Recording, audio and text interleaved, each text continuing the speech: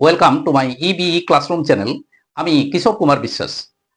টেন্সের দিক থেকে আমরা পাস্ট ইনডেফিনিট টেন্স পর্যন্ত আলোচনা করেছিলাম। আজ the past continuous tense, past continuous,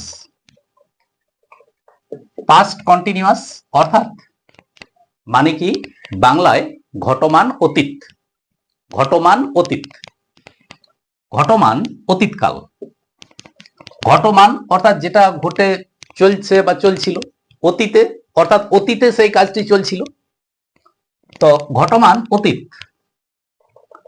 এখন পাস্ট কন্টিনিউয়াস টেন্স ডেফিনেশন কি, তার সংজ্ঞা কি? যখন অতীতে কোনো কাজ হইতেছিল বা ঘটিতেছিল, কাজটা হচ্ছিল বা ঘটছিল এরকম বোঝায়, তখন ভার্বের পাস্ট কন্টিনিউয়াস টেন্স হয়। আরেকবার বলি, যখন অতীতে কোনো কাজ হইতেছিল বা ঘটিতেছিল এরূপ বোঝায়, তখন ভার্বের পাস্ট কন্টিনিউয়াস টেন্স হয়। বাংলায় কিভাবে চিনব? বাংলায় ক্রিয়াপদের সাথে, বাংলায় ক্রিয়ার সাথে তেছিল, তেছিলে, তেছিলাম, তেছিলেন ইত্যাদি যোগ থাকে। তেছিল, তেছিলে, তেছিলাম, তেছিলেন ইত্যাদি যোগ থাকে। তেছিলাম, তেছিলেন এইসব ব্যাপারটা কিরকম? যেমন আমি গান গাইতেছিলাম, আমি গান গাহিতেছিলাম, তুমি বই পড়িতেছিলে। তো এরকম যদি সেন্টেন্স গুলোকে মানেটা বোঝায় এরকমের সেন্টেন্স, তখন সেগুলো হয় পাস্ট কন্টিনিউয়াস টেন্স। কেননা কাজটা অতীতে হচ্ছিল। তুমি একখানি গল্প পড়িতেছিলে, পড়িতেছিলে অর্থাৎ এখন পড়ছো না, অতীতে পড়ছিলে, এরকম যদি বোঝায় তখন ভার্বের পাস্ট কন্টিনিউয়াস টেন্স হয়। এবার অতীতের কোনো একটা অভ্যাস যেটা চলতে থাকতো এরকম যদি বোঝায়, সূত্রটা মনে রাখবো যে অতীতে কোনো অভ্যাস চলতে থাকতো এরকম বোঝালেও পাস্ট কন্টিনিউয়াস টেন্স হয়। ইংলিশ স্ট্রাকচার, ইংলিশে কি করে চিনব?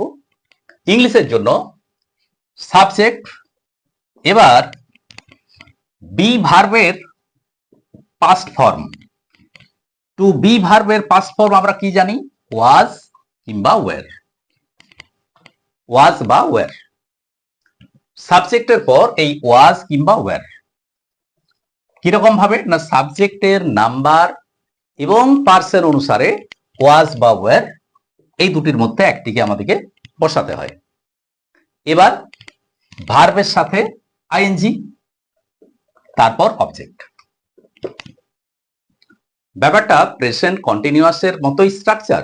পার্থক্য কোথায়? কেবল ওয়াজ বা ওয়ারে।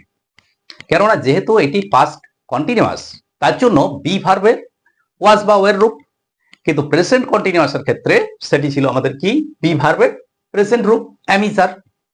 তাহলে এখানে পাস্ট কন্টিনিউয়াস টেন্সে ওয়াজ বা ওয়ার, যেটি হলো পাস্টের ফর্ম, বি ভার্বের পাস্ট ফর্ম। তাহলে এখানে কি পেলাম? যে সাবজেক্ট, ওয়াজ বা ওয়ার, ভার্বের সাথে আইএনজি, তারপর অবজেক্ট।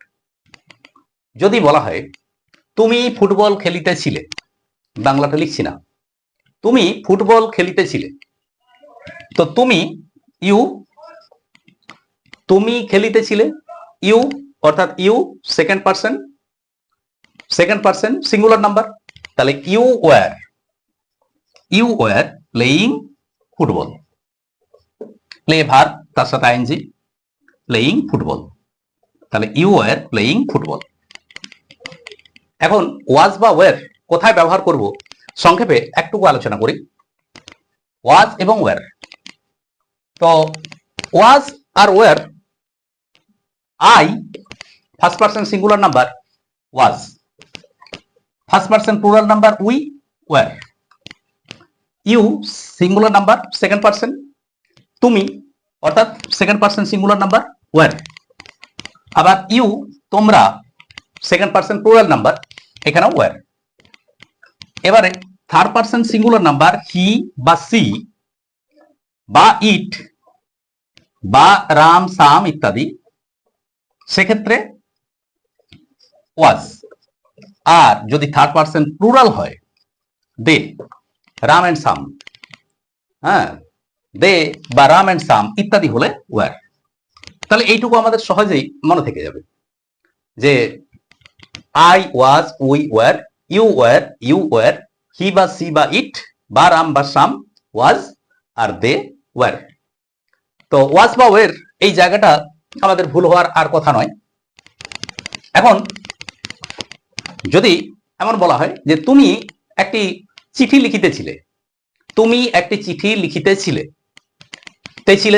তেছিলাম ইত্যাদি যোগ থাকলে আমরা জানি পাস্ট কন্টিনিউয়াস টেন্স।